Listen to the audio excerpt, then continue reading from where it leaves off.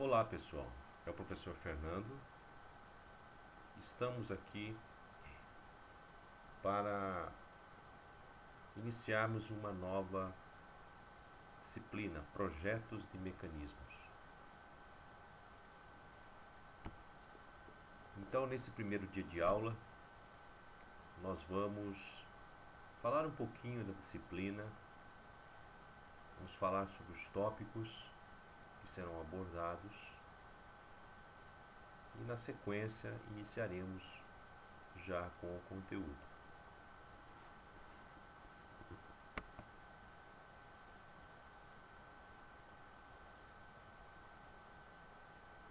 As aulas, os conteúdos, vocês podem verificar no plano de aula.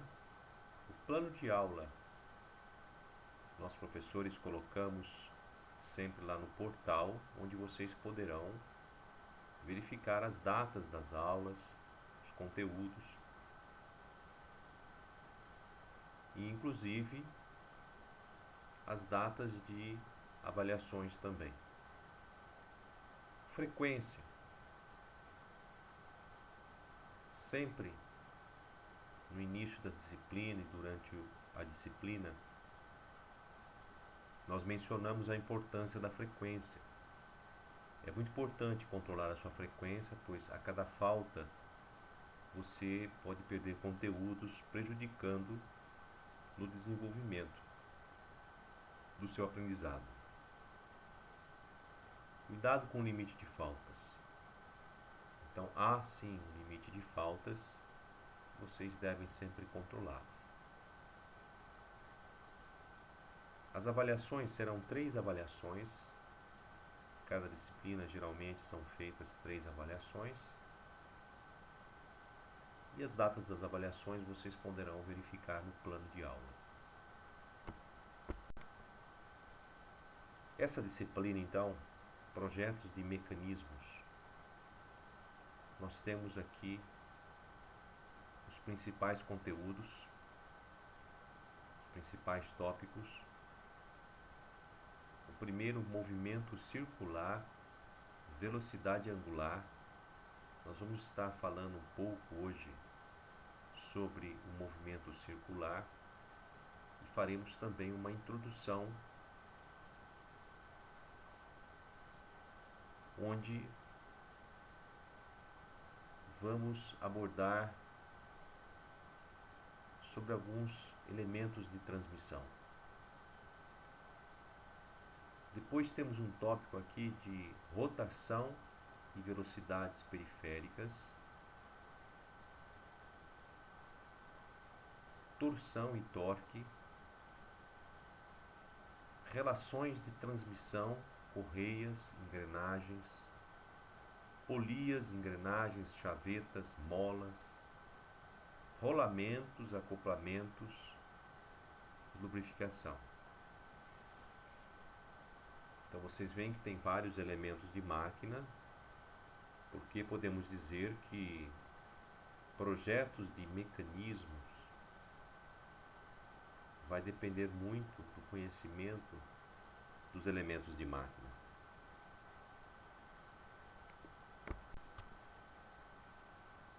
Vamos falar então sobre alguns elementos de transmissão. Nós temos aqui a transmissão por polias e correias. Esse tipo de transmissão, ele tem a função de transmitir potência de uma árvore a outra. Quando ele fala árvore, é um eixo árvore, tá? Então, a função de transmitir potência de um eixo árvore a outra. Alguns dos elementos mais antigos e mais usados são as correias e as polias. Então, já faz um bom tempo que é um sistema de transmissão muito usado. As transmissões por correias e polias apresentam as seguintes vantagens. Elas possuem baixo custo inicial, um alto coeficiente de atrito, elevada resistência ao desgaste e funcionamento silencioso. São flexíveis, elásticas e adequadas para grandes distâncias entre centros. Então, acredito que vocês devem ter visto sistemas de transmissão por polias e correias. Posso dar um exemplo, alguns exemplos. Muitas máquinas utilizam. Então, sempre que você tem um motor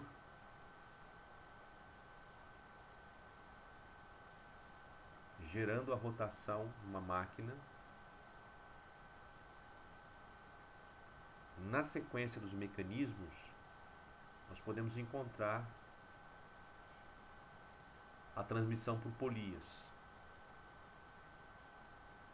Um exemplo pode ser uma furadeira de coluna, por exemplo, uma furadeira vertical de coluna. Geralmente você pode trabalhar com várias velocidades de rotação. Então, é possível que seja colocado uma velocidade através de polias maiores ou menores. Então é possível até mesmo a preparação da máquina. Então o operador vai preparar a máquina para a operação e ele faz o ajuste da velocidade de acordo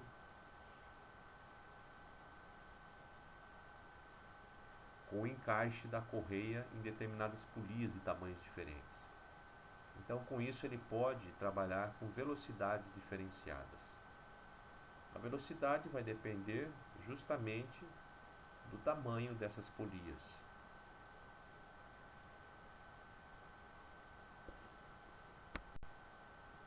Transmissão por engrenagens. As engrenagens, também chamadas rodas dentadas, são elementos básicos na transmissão de potência entre eixos árvores. Elas permitem a redução ou aumento do momento torsor, com mínimas perdas de energia, e aumento ou redução de velocidades sem perda nenhuma de energia, por não deslizarem. Então uma das características principais da engrenagem, nós vemos até pela figura, ela não permite nenhum deslizamento. Então os dentes na transmissão, nós temos dentes contra dentes, então a transmissão ela não permite nenhum deslizamento. E isso faz com que o sistema garante aí um aumento ou redução de velocidades sem perda nenhuma de energia.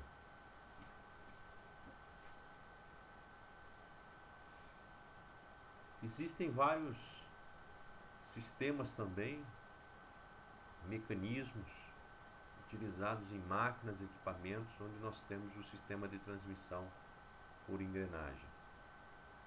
Um torno mecânico, por exemplo, onde nós temos muita rotação, esse tipo de máquina, nós sempre vamos ter a transmissão por engrenagem.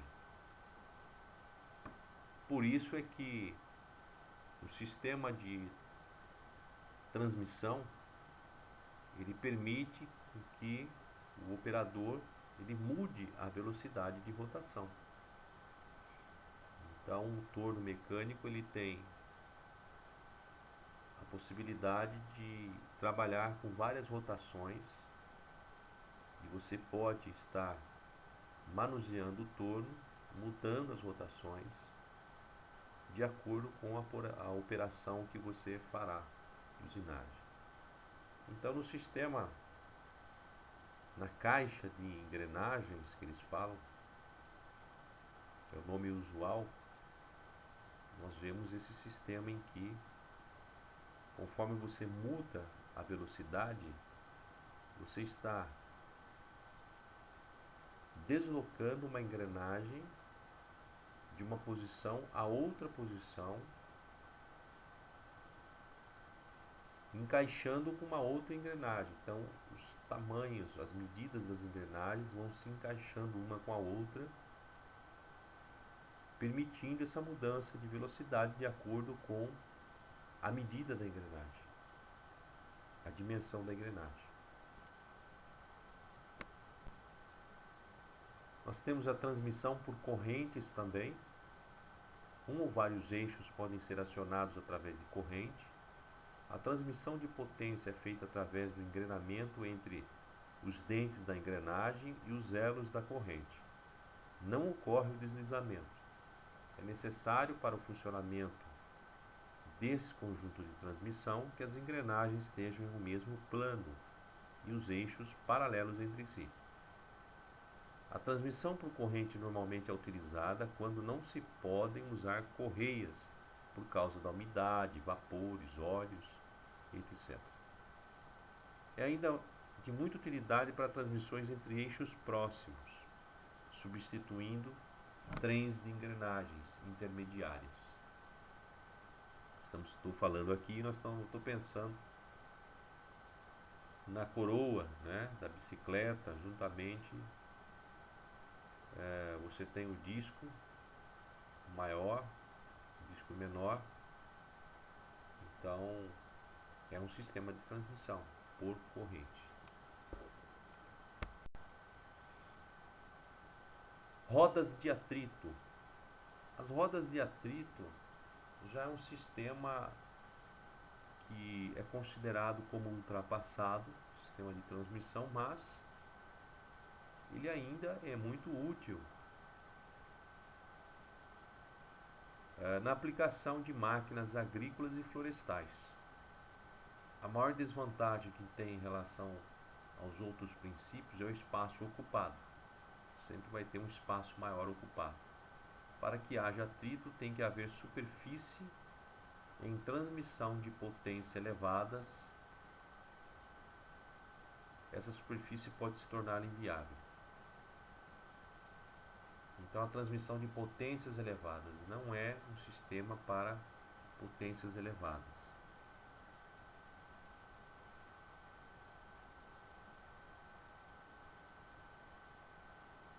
As características e tipos são semelhantes às engrenagens, podendo ser para eixos paralelos ou não. A maior diferença entre ambas é que nas engrenagens é possível haver o deslizamento.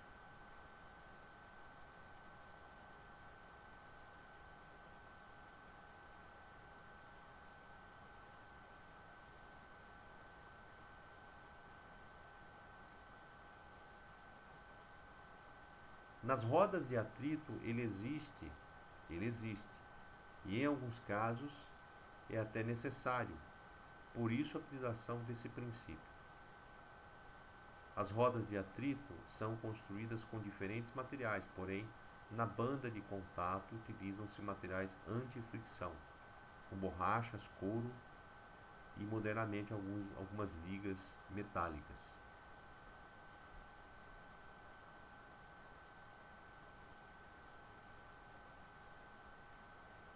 E quando eu falei ali, né, a maior diferença entre ambas, então existe uma diferença entre a transmissão por engrenagem muito clara, né, e com as rodas de atrito.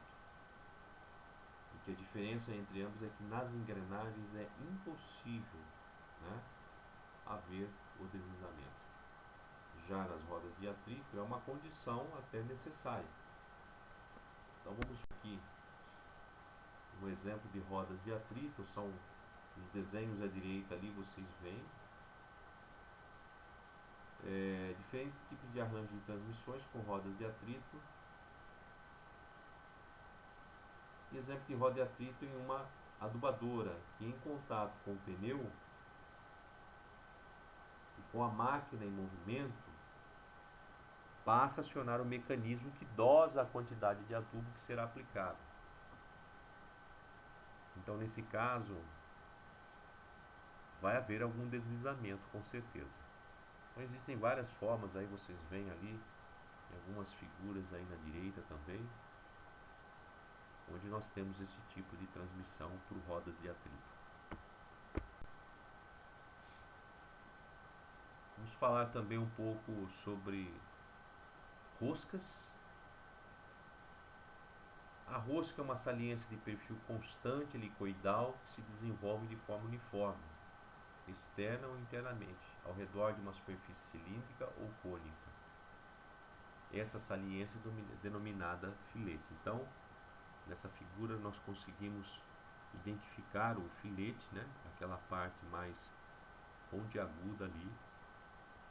O vale já seria a parte interna ali da.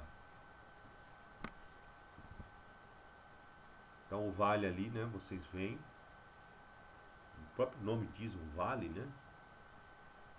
Aí nós temos a cresta, que seria bem a ponta, né? Bem a ponta ali de cada dente. Ângulos de flancos, né? O ângulo aí entre os dentes. O passo, inclusive a rosca era identificada através do passo.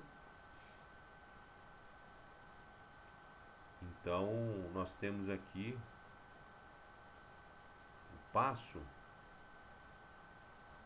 seria aquela distância entre dois filetes. Temos o ângulo de flancos e temos o flanco, né, que seria aquela inclinação ali da engrenagem. É importante também identificarmos o diâmetro exterior, externo. Né? Então, com um paquímetro você consegue fazer essa medição do diâmetro externo, ali da rosca, e o diâmetro interno, né? O diâmetro interno da rosca. Aqui nós temos alguns tipos de rosca, é interessante estarmos detalhando essa questão. Então nós temos vários ângulos diferenciados de uma rosca para outra, ângulos de filetes, né? Então os tipos de rosca, perfil do filete, nós temos o triangular, aplicação, parafusos e porcas de fixação na união de peças, fixação da roda do carro, por exemplo. Trapezoidal, parafusos que transmitem movimento suave e uniforme, fusos de máquinas. Redondo, parafusos de grandes diâmetros sujeitos a grandes esforços. Equipamentos ferroviários. Quadrado, parafusos que sofrem grandes esforços de choques, prensas e morses. E a rosca dente de serra, parafusos que exercem grande esforço num só sentido.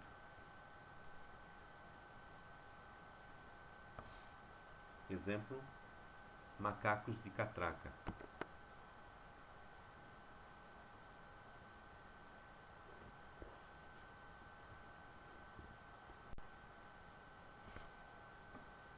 Os cabos flexíveis também são, alguns elementos também são considerados elementos de transmissão.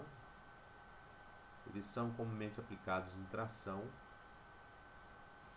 Os tipos mais comuns são os cabos de aço e as correntes de tração, de elos soldados ou torcidos. Então, na letra A vocês veem um cabo de aço, na letra B corrente de elos soldados e na letra C a corrente de elos torcidos.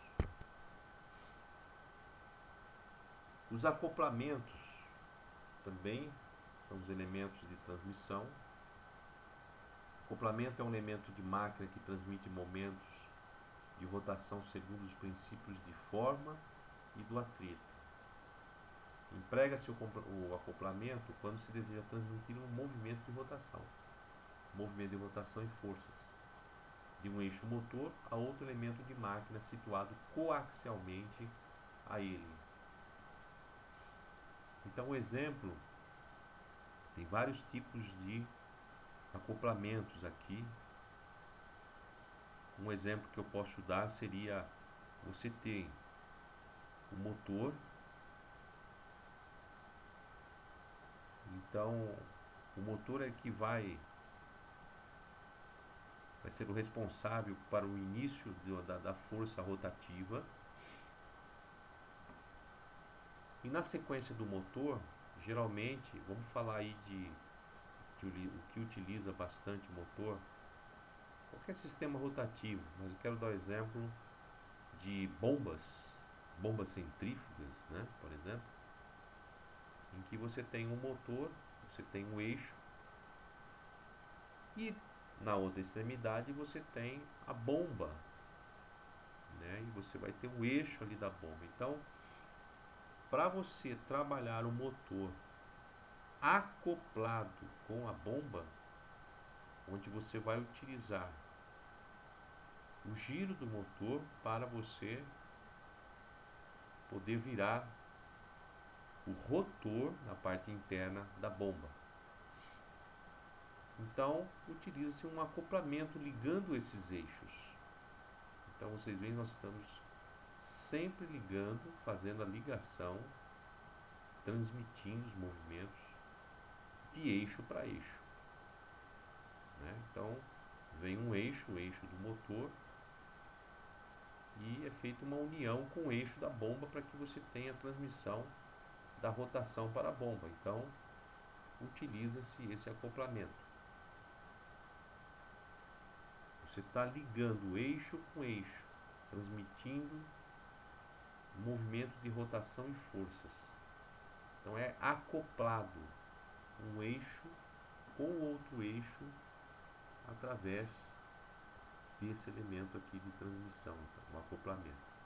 E aí nós temos uma série de tipos, né, de acoplamentos. Tem acoplamentos que são mais flexíveis, em que muitas vezes o sistema, quando você está unindo dois eixos, o sistema permite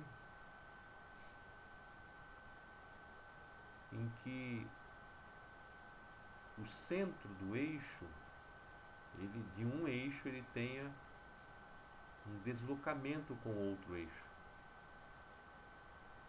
Então nós temos aí nesse caso a excentricidade, mas essa pequena diferença, se você pegar uma linha de centro de um eixo para o outro eixo, ela não vai ser coincidente. No caso de sistemas mecânicos com a união de eixos excêntricos. A linha de centro de um não vai estar na mesma linha, né, do outro eixo. Então o acoplamento ele permite essa folga. Então são acoplamentos flexíveis. O sistema precisa ter uma pequena folga de eixo para eixo nesse caso. Assim como nós também temos sistemas mecânicos com uniões de eixos em que, para a transmissão, né, de uma rotação, em que eles devem ser fixos, né? Eles devem ser precisos. Então, nesse caso, nós não temos a movimentação. Não é necessário, muito pelo contrário, deve-se impedir a movimentação de um eixo com o outro. Então, esses acoplamentos podem permitir uma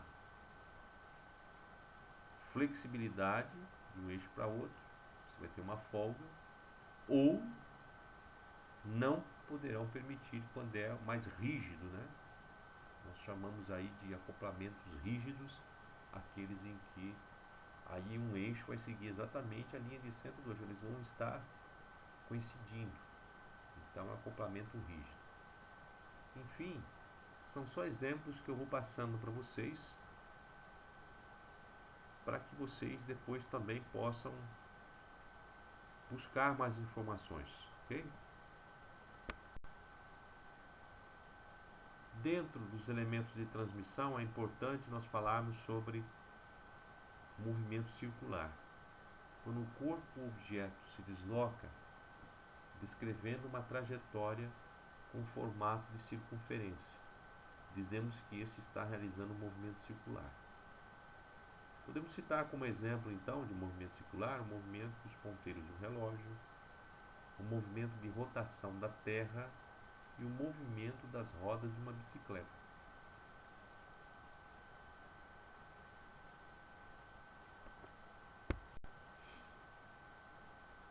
Quando o movimento circular se dá de forma cíclica, ou seja, ele se repete em intervalos de tempos iguais, podemos associar a esse movimento duas características muito importantes. Uma delas é o período. Vamos chamar esse período de T, que é o tempo necessário para a ocorrência de uma repetição. Inclusive, ele vai dar aqui o exemplo do movimento de rotação da Terra, a rotação da Terra em relação ao Sol. E nesse caso existe um período, uma frequência. O período é de aproximadamente 24 horas, que é o tempo necessário para que a Terra complete uma volta completa ao redor do seu próprio eixo. Então existe um período. Já o ponteiro dos segundos de um relógio possui um período de 1 minuto. Então os ponteiros do segundo vão dar também uma volta. Qual é o período? Para o movimento circular, um período de 1 minuto, correspondente a 60 segundos, que é o tempo gasto pelo ponteiro para completar uma volta do relógio. Então vocês veem, com esses exemplos fica fácil de a gente identificar e interpretar o movimento circular. Sempre lembrando que aqui já tem um outro conceito, o conceito da frequência. Nós vamos falar um pouquinho depois ali. Ele fala que a ocorrência de uma repetição. Então, a cada 24 horas, a Terra faz um movimento circular em torno do Sol. A cada 1 minuto, o relógio, o ponteiro dos segundos dá uma volta completa no relógio. Então, nós estamos falando de um período, 24 horas no caso da Terra, o período de uma volta, o período de 1 minuto, relacionando o tempo a esse movimento circular. Como o período é uma medida de tempo, no sistema internacional utilizamos como unidade de medida de período a mesma unidade de medida que utilizamos para tempo, o segundo.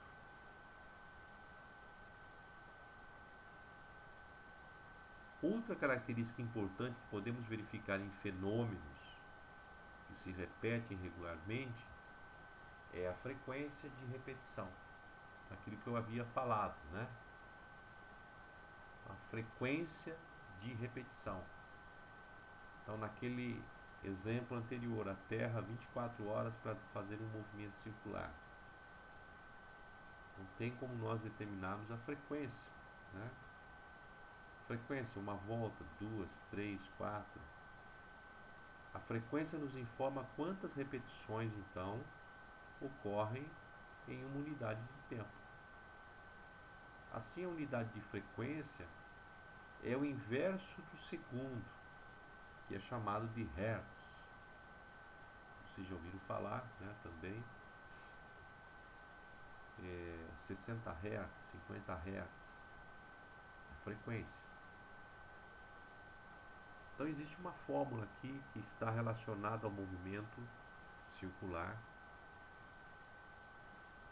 que é a frequência vezes o tempo, F vezes T,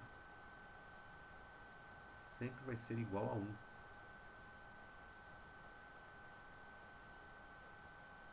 Logo, a frequência eu posso dizer que, né, fazendo um desenvolvimento ali uma multiplicação, f vezes t igual a 1. Então, o que é o f? Eu isolando o f, a frequência, qual é a fórmula da frequência? É 1 dividido pelo tempo. Posso também isolar o t ao invés do f. Naquela fórmula f vezes t igual a 1, se eu segurar o t de um lado, então o tempo vai ser o quê? 1 dividido pela frequência.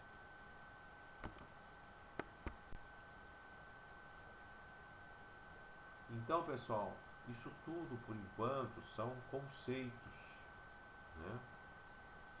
Conceitos à medida que nós formos avançando aí, provavelmente já numa próxima aula, nós já vamos ter a necessidade de calcular, né, alguma coisa. Vamos voltar a falar aí sobre frequência, sobre velocidade angular, e aí nós vamos iniciar alguns tipos de cálculo. Depois vamos falar sobre torção, né, como eu comentei no início da aula de hoje. Então sempre nós temos que entender conceitualmente o que é cada elemento, né, cada tipo de transmissão e os cálculos relacionados. Então vai haver bastante fórmulas aí, cálculos, né, para determinação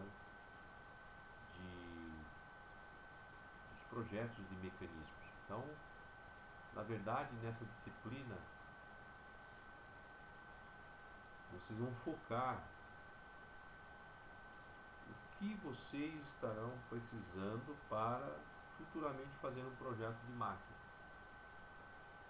Fórmulas, entendimento aí sobre conceitos, transmissão, alguns elementos de máquina. Pode ser que vocês já tenham visto, né, alguns elementos de máquina, porém nós vamos falar um pouco a respeito deles novamente, ok? Para determinarmos o que está acontecendo, os conceitos, né, dos projetos aí de mecanismos. Então, é o detalhamento, faz parte, é uma parte, né, do detalhamento de um projeto, né? A parte principalmente de cálculo, de resultados.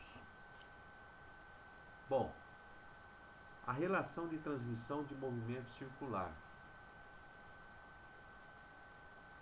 Então, é uma relação numérica, geralmente expressa em formato de fração, que nos permite encontrar a diferença de velocidade angular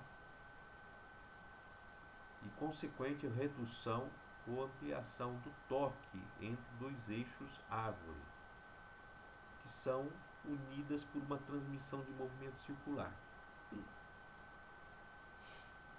A diferença de velocidade entre os eixos árvores ocorre devido à diferença dos raios das polias ou rodas de fricção, bem como a diferença entre o número de dentes da engrenagem nos casos em que essas são usadas. Então nós estamos falando aqui a respeito de transmissão de movimento circular. Você tem dois eixos, novamente, vamos falar sobre isso. E esses dois eixos, eles são acoplados por algum mecanismo em que é possível uma troca, né, geralmente de engrenagens que compõem esse mecanismo, onde nós teremos a consequência aí de reduções de velocidade entre os eixos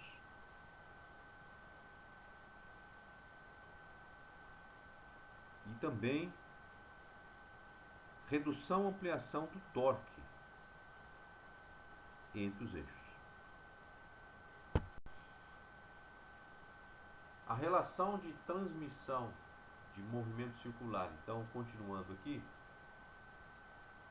onde que nós aplicamos essa relação de transmissão de movimento circular?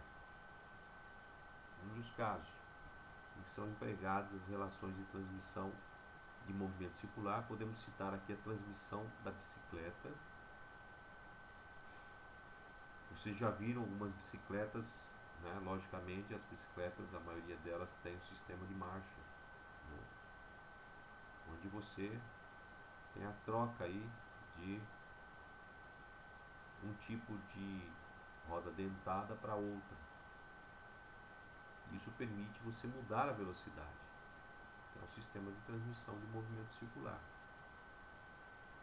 O câmbio do carro, a mesma coisa. Você só consegue mudar a velocidade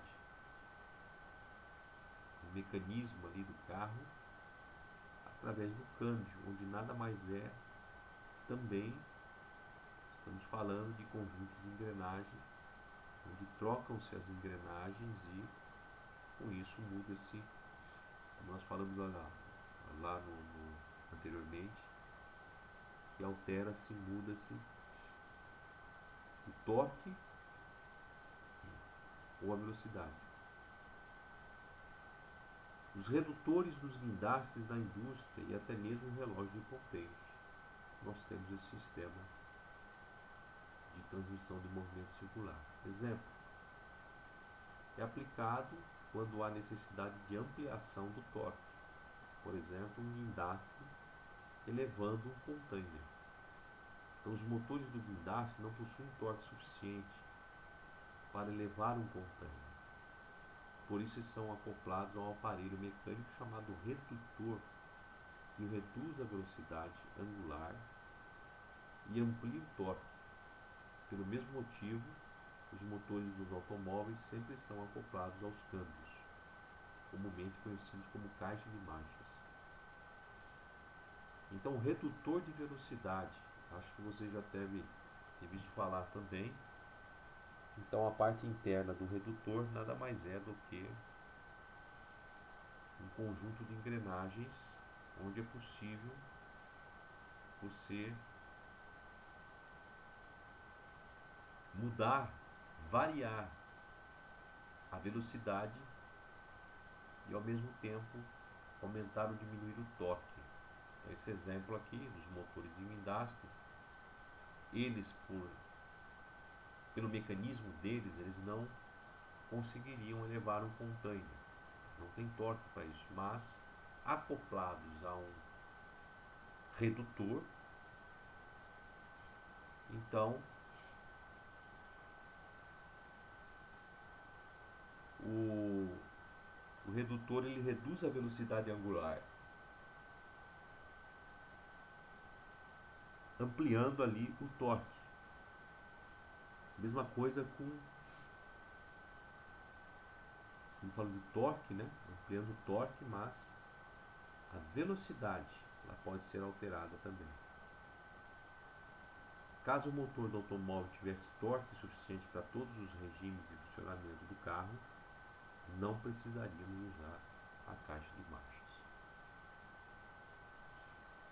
Então, pessoal, são, mais uma vez dizendo, são conceitos, né? Movimentos. Depois nós vamos aplicar isso, com certeza, vamos ver esses conceitos aplicando aí as suas devidas formas e analisando os resultados quando ocorre aí esses tipos de transmissões para projetos de mecanismos.